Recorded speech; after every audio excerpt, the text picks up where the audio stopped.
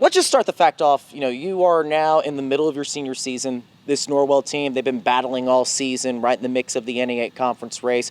Just overall, where do you feel like you're at as a player now that you're in the thick of your senior season and, you're trying to keep this Norwell team in the mix for that NE8 title? I think overall, with the private practices and all the training I've been doing on my own, has just really overall helped me grow into this senior season and help guide the girls a little more. Definitely as a captain, I have to keep my team heads up, and especially when we're down.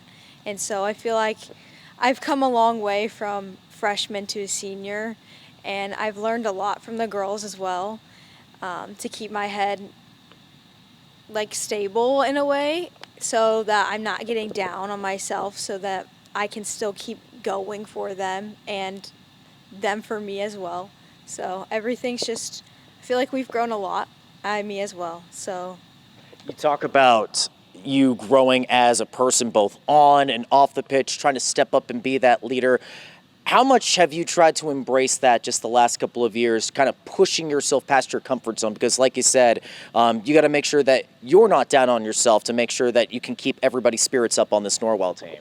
Right. I think me growing with the help of my girls on the side, just keeping my head up and encouraging me and just having that mindset and keeping the positive thoughts going has really helped me grow and keep my head stable and to be able to work through the challenges. Well, tell you what, just the other day, you eclipsed a fantastic milestone, 100 career goals, which is crazy to think of in this era of high school soccer.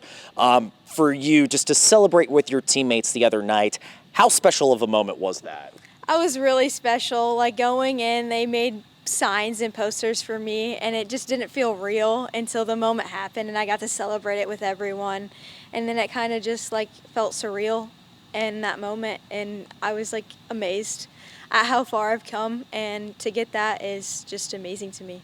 Just the fact that, other teams, you're probably the top person on the other team's scouting report, but for you to consistently play at a level like this where you're finding ways to score goals for the Norwell team, how much do you embrace that, just knowing you're getting every team's best shots and you're still finding a way to execute at a high level?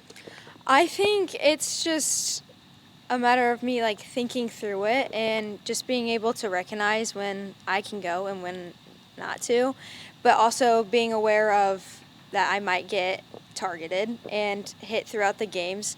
So knowing really when to go and when to go through those movements is just a mind thing for me now. And so when I feel like I can take it and without trying to injure myself, I go. And so, it's difficult with some teams because they're always going to be watching you and watching how you go through, and especially now that the move to defense, it's different, and I have to try to go from defense to offense, but also make it at the right time.